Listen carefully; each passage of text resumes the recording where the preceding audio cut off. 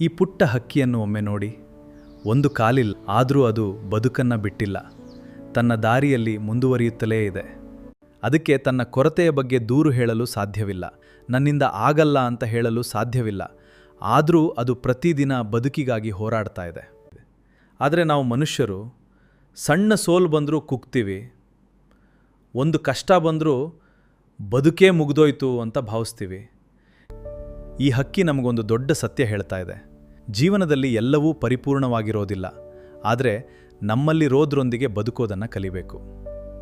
ನಿಮ್ಮ ಜೀವನದಲ್ಲೂ ಈಗ ಕಷ್ಟ ಇರ್ಬೋದು, ನೋವಿರ್ಬೋದು, ಯಾರೂ ನಿಮ್ಮ ಜೊತೆ ಇಲ್ಲ ಅನ್ನಿಸ್ಬಹುದು.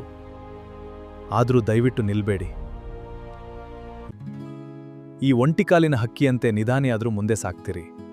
ಏಕೆಂದರೆ ಗೆಲುವು ಎಂದರೆ ನೋವಿಲ್ಲದ ಜೀವನವಲ್ಲ, ನೋವಿನ ನಡುವೆಯೂ ಮುಂದೆ ಸಾಗುವುದೇ ನಿಜವಾದ ಗೆಲುವು.